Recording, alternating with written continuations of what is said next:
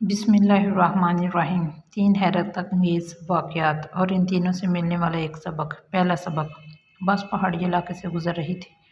अचानक बिजली चमकी, बस के करीब आई और वापस चली गई। बस आगे बढ़ती रही। आधे घंटे बाद बिजली दोबारा आई, बस के पिछले हिस्से की तरफ लपकी लेकिन वापस चली गई। बस के आगे बढ़ती रही, फिर एक बार फिर आई। वो इस बार दाएं साइड पर हमलावर हुए लेकिन तीसरी बार वापस लौट गए। ड्राइवर समझदार था, इसने गाड़ी रोकी और ऊंची आवाज़ में बोला, भाइयों, बस में कोई गुनहगार सवार है, ये बिजली से तलाश कर रही है। हमने अगर ऐसे ना उतारा तो हम सब मारे जाएंगे। बस में सरासमगी फैल गई और तमाम मुसाफिर एक दूसरे को शक की नज़रों से देखने लगे। ड्राइवर ने मशवरा दिया, सामने पहाड़ के नीचे दरख्त है, हम तमाम एक एक करके उतरते हैं और दरख्त के नीचे खड़े हो जाते हैं। हम में से जो गुनहगार होगा बिजली इस पर गिर जाएगी और बाकी लोग बच जाएंगे। ये तजवीज़ काबिल अमल थी। तमाम मुसाफिरों ने इत्तफाक किया। ड्राइवर सबसे पहले उतरा और दौड़कर दरख्त के नीचे खड़ा हो गया। बिजली आसमान पर चमकती रही लेकिन वो ड्राइवर की तरफ नहीं आई। वो बस में वापस चला गया। दूसरा मुसाफिर उतरा और दरख्त के नीचे खड़ा हो गया। बिजली ने इसकी तरफ भी तवज्जो नहीं दी।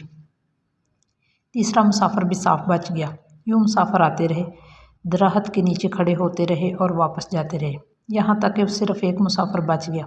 ये गंदा मजहूल सा मुसाफिर था। कंडक्टर ने इसे तरस खाकर बस में सवार कर लिया था। मुसाफिरों ने इसे बुरा भला कहना शुरू कर दिया। लोगों का कहना था, हम तुम्हारी वजह से मौत के मुंह पर बैठे हैं, तुम फ़ौरन बस से उतर जाओ। वो इससे इनके गुनाहों की तफसील पूछने लगा, जिनकी वजह से एक अज़ियतनाक मौत इसकी मुंतज़िर थी। मगर वह मुसाफिर उतरने के लिए तैयार नहीं था, लेकिन लोग इसे हर कीमत पर बस से उतारना चाहते थे। मुसाफिरों ने पहले इसे बुरा भला कहा, फिर उतरने का हुक्म दिया, फिर इसे प्यार से समझाया और आखिर में इसे घसीट कर उतारने लगे। वो शख्स कभी किसी सीट की पुश्त को पकड़ लेता और कभी किसी राड को पकड़ लेता, कभी दरवाजे को जप्फा मार लेता, लेकिन लोग बाज न आए। उन्होंने ज़बरदस्ती घसीट कर उसे नीचे उतार दिया। ड्राइवर ने बस चला दी। बस जो ही गुनहगार शख्स से चंद मीटर आगे गई, धाड़ की आवाज़ आई, बस पर बिजली गिरी और तमाम मुसाफिर चंद लम्हों में जलकर भस्म हो गए। वो गुनहगार मुसाफिर 2 घंटों से मुसाफिरों की जान बचाता रहा। दूसरा वाक़या, मुझे किसी साहिब ने एक दिलचस्प वाक़या सुनाया। वो तुर्की के रास्ते यूनान जाना चाहते थे। एजेंट इन्हें तुर्की ले गया। ये अजमेर शहर में दूसरे लोगों की तरह साथ बर्फ़बारी का इंतज़ार करने लगे। सर्दियाँ यूरोप में दाखिले का बेहतरीन वक्त होता है। बर्फ़ की वजह से सिक्योरिटी एहलकार मोर्चों में दबक जाते हैं, बार्ड पर गश्त रुक जाती है। एजेंट लोगों को कश्तियों में सवार करते और इन्हें यूनान के किसी साहल पर उतार देते हैं। यह एजेंटों का आम प्रैक्टिस है। इस साहब ने कहा, हम तुर्की में एजेंट के डेरे पर पड़े हुए थे। हमारे साथ गुजरांवाला का एक गंदा सा लड़का था। वो नहाता नहीं था और दांत भी साफ नहीं करता था। इससे खौफनाक बू आती थी।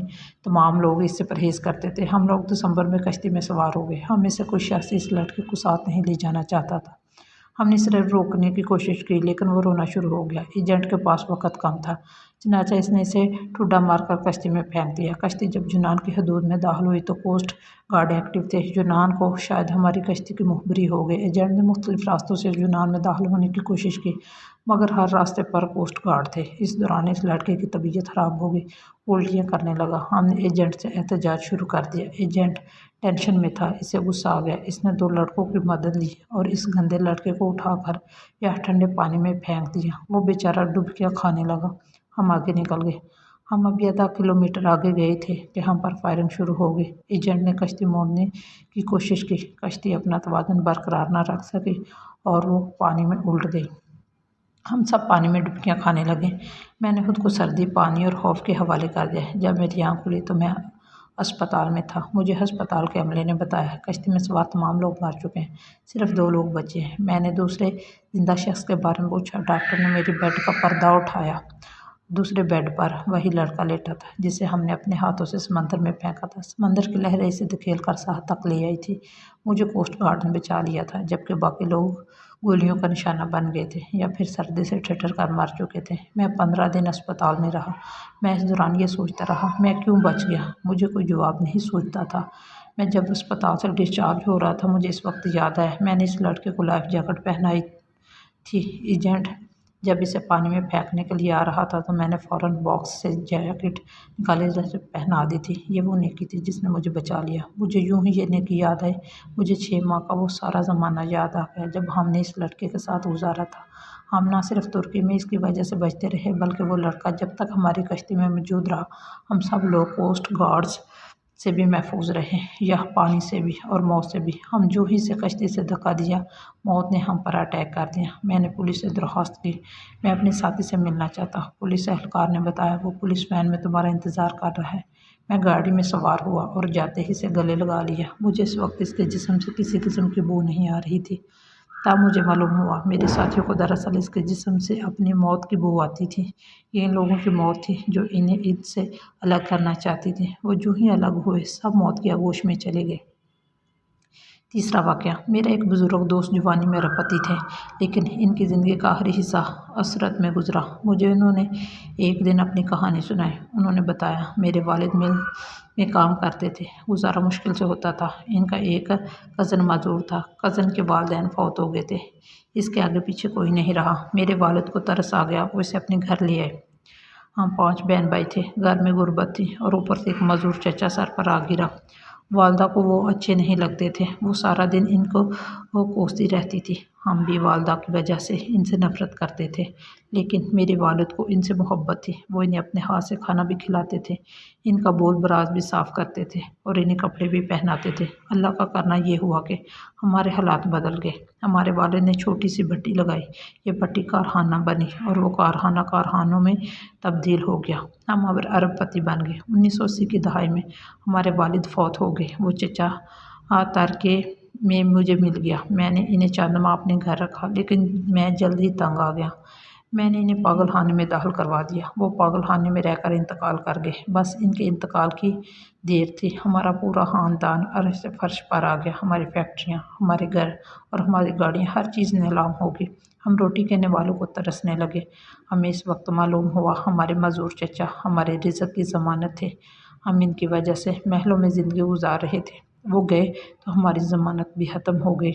हमारे महल हमसे रुखसत हो गए, हम सड़क पर आ गए। तीनों वाक़यात से मिलने वाला सबक। ये तीनों वाक़यात आपके लिए सबक हैं। हम नहीं जानते हम किन लोगों की वजह से ज़िंदा हैं, हम किन की वजह से कामयाब हैं और हम किन की बदौलत महलों में ज़िंदगी गुजार रहे हैं। हम ये भी नहीं जानते कि हम किसको बस से उतारेंगे, हम किसको कश्ती से बाहर फेंकेंगे और हम किसके खाने की प्लेट उठाएंगे और फिर वो शख्स हमारा रिज़्क़, हमारी कामयाबी और हमारी ज़िंदगी साथ ले जाएगा। हम हरगिज़ नहीं जानते और लिहाजा हम जब तक इस शख्स को नहीं पहचान लेते, हमें इस वक्त तक किसी को भी अपनी बस या कश्ती और घर से निकालने का रिस्क नहीं लेना चाहिए, क्योंकि हो सकता है हमारे पास जो कुछ हो वो सब इस शख्स का हो, और अगर वो चला गया तो सब कुछ चला जाएगा। हम ना रहेंगे, मट्टी का ढेर बन जाएंगे। वीडियो पसंद आए तो इसको लाइक कीजिएगा, मेरे चैनल को सब्सक्राइब कीजिएगा और बेल आइकन को दबाना ना भूलिएगा, ताकि मेरी हर आने वाली वीडियो का नोटिफिकेशन आप तक पहुंच सके। Thank you.